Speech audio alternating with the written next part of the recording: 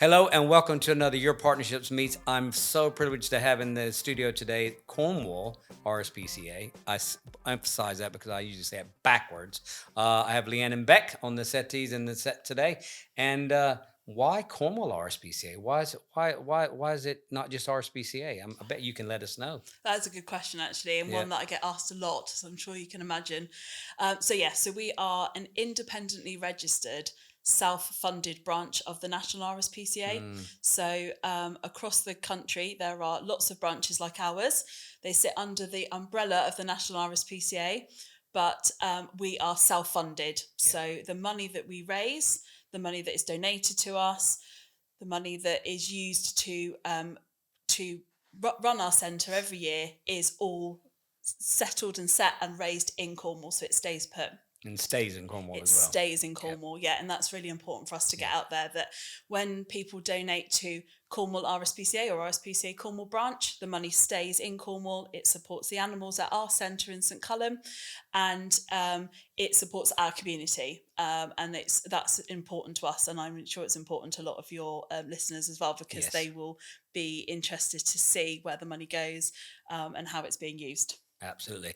And I had a privilege of coming out a couple months ago to the center, and it's changed so much. You've had a lot of things done. So what all is happening out there right now?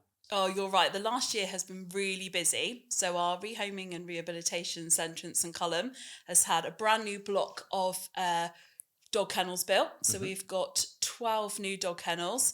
And we have got this amazing new community event space, barn, hall. We need to come up with a name. So it might be that, you guys can Building at the help end of the us. car park. That sounds real Yeah. catchy, doesn't it? Yeah, the building in the car park. It gets called something different every time, but the most important thing, obviously, is that it is going to be used for our community to come into the centre, because the more times we can get people at the centre seeing what we're doing, the more people understand who we are.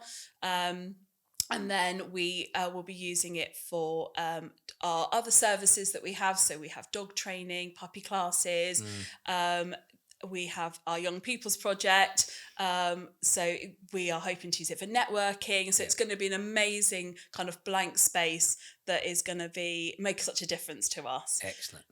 Could be the RSPCA human clinic or human kennel. That's what I was going to say. I don't know. I don't know. Write in and give us the answer. Yeah, absolutely. So and Beck invited a vital part of the team and does a project that's different about who wants to explain what you do there. I will hand over to Beck. So we do have these amazing services that we provide, but Beck's Young People's Project is incredible. Shall I give it a whirl? Shall I take it from here? Cool. So we at the RSPCA Cornwall have a Young People's Project. It's only about 3.5 years into its life, so it's. Are you still allowed to call it a pilot or embryonic? We're still learning. No. It's coming on a pace now, so it's a project that works on the premise, and quite a sort of well-known premise now, that the sort of the company of and the energy that animals can bring can be quite a settler. It's a bit of a sort of internal pacifier. So, well, as long as you enjoy the company of animals, otherwise Yes, it could yeah. be terrifying. Well, yeah, But so it's a project that's aimed at 11 to 17-year-olds. Mm. Who, for whatever reason, and that's an important bit of it, we're not massively prescriptive. So, but for whatever reason are experiencing some undulations in the journey of life, so some additional challenges. Yes. And as I said, purposefully non-descriptive, because what we're not trying to do is sort of squeeze young people into any sort of preset boxes or categories. They come with what they come with, but that for whatever reason they are finding life a little bit tricky. Mm. So you can imagine some of those reasons have been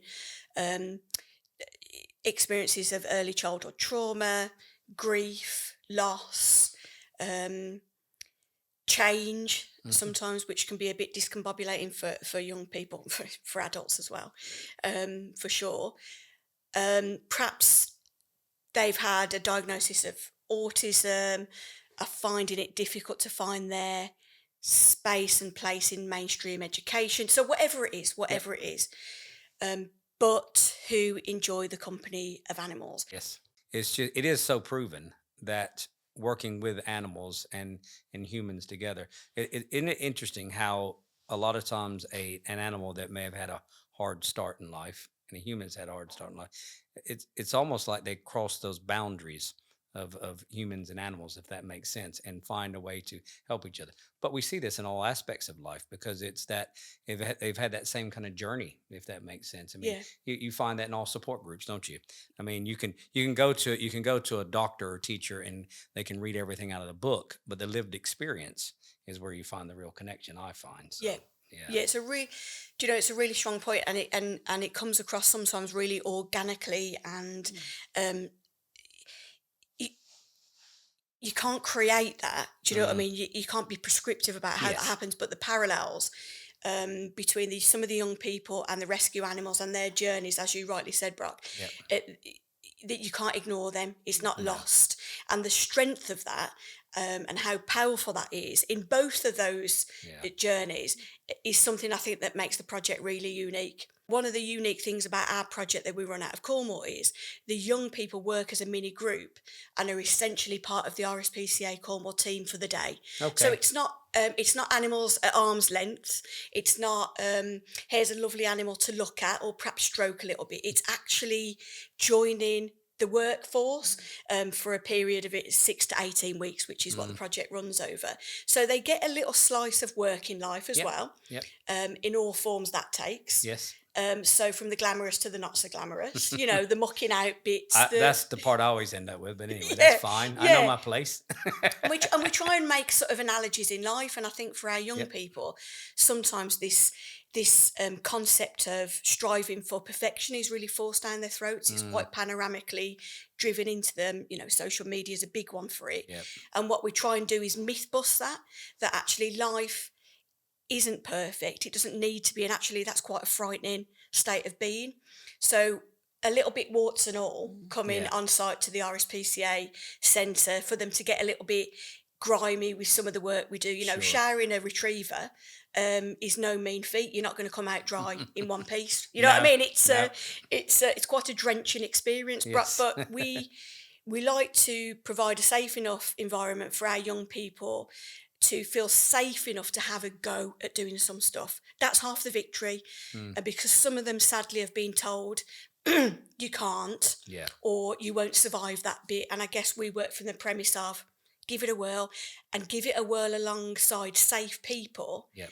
and for the betterment perhaps of that rescue animal. So before we came on air, I was talking about how I think most people, when they hear just the letters RSPCA, they think of, dare I say, used dog or cat. I mean, pre-loved, whichever way you want to say it, but rescue dog or cat. But there's so many other things. I mean, talk a little bit about how you're working with corporates and businesses, how they can help, and how you give back, and also a little bit about your volunteer programs and how people can access the great things that Beck's doing and those other things. Yeah, no, definitely. So, as you said, people hear the RSPCA sort of name and they make assumptions about what it is that we Yeah. do. And as we've already said, they make assumptions that we're part of this national Yeah. charity. And although we sit under that umbrella, we're not. We are completely separate. However, we are also really keen to ensure that the work that we do impacts our whole community. So Mm, we have lots of partnerships that we develop because we want to make a difference to not just the four-legged fluffy friends, but also the people of mm, Cornwall as well. So we have an animal welfare officer who's called Anna. She goes out into the community and she works with people in supporting them to keep their animals. So, everybody's aware of the difficulties around vets yeah. cost, food bills, etc. So she will help with supporting by donating food. If we have spare food that we can't use for whatever reason, Mm, dog and cat food, we will donate that to our community where we can. She will go out and meet with people and help them to kind of find the best way to get vets bills covered if necessary.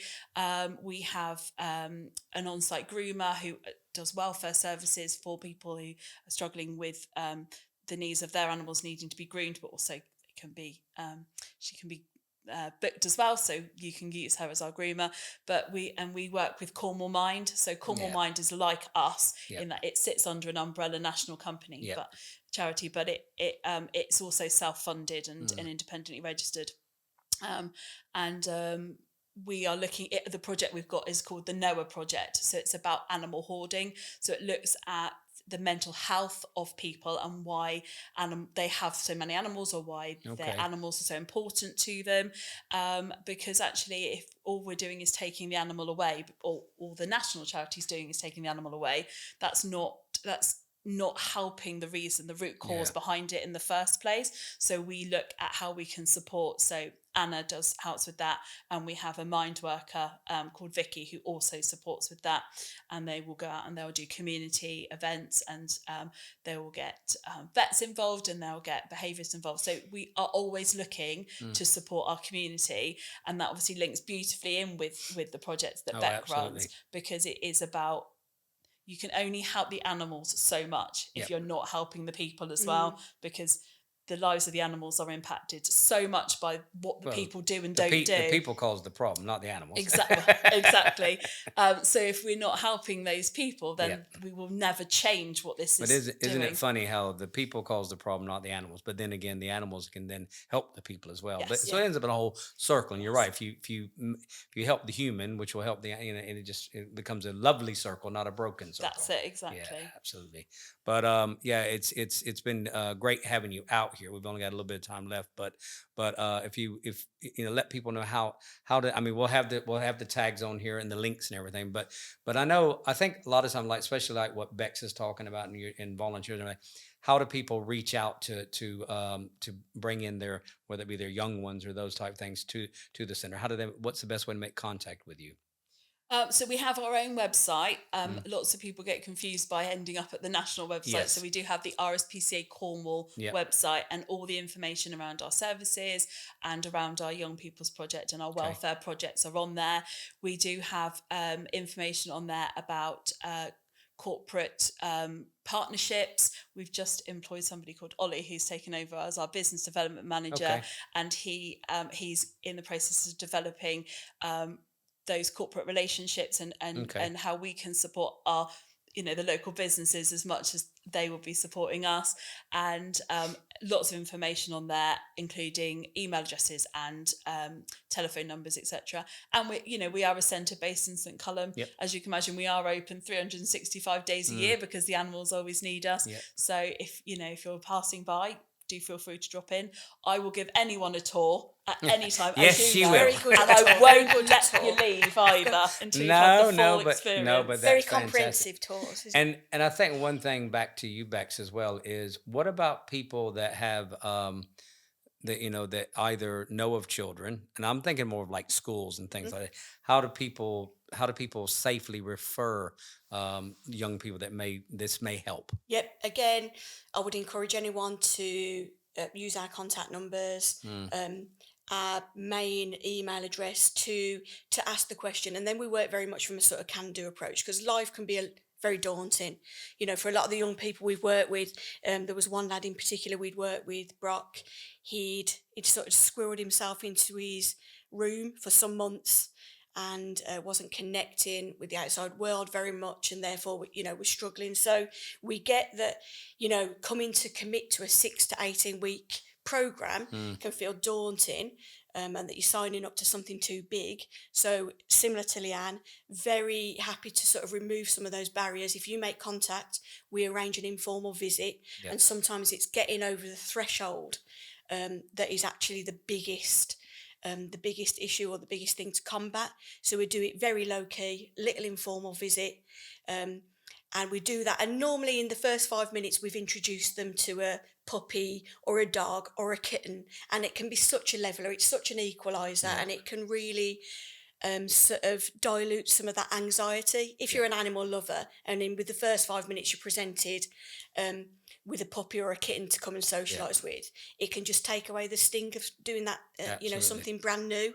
So we acknowledge all of that. We work in that very sort of trauma-informed way, want to make it feel as safe as possible, genuinely. And we will be also led by the parent, guardian, carer, or school as to how to best do that for the young Excellent. person. So Excellent. you tell us as well. Excellent. Love that. Well, we are going to need to wrap it up just because of time. Love to have you back again sometime.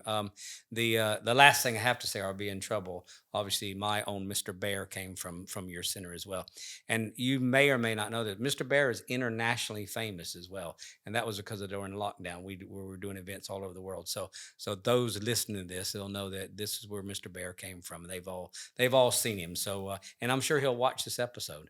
So he'll And love critique it. He probably will. But last before we leave, Corcoran Media, you've not been out before. What do you think of the No. studio? Oh my goodness, it's beautiful. Yeah. Yes, I do, Nancy. Yeah. Very pleasant. Thank you for the invite, Yeah, thank Brock. you. So I mean, no, I appreciate you coming out, and this is great here. And of course, you have to go back to work and be with animals. I mean, that's a rough life as well, isn't it? Shame. Somebody's got to, Brock. Ah, it's just one of Taking those one for things, the isn't it? team. It's one for the team. Thanks from us at your partnerships and RSPCA Cornwall. Thank you so much for watching, and please get in touch and help as much as you can. Thank you. Cheers. Thank Thank you. you, Brock. Bye bye.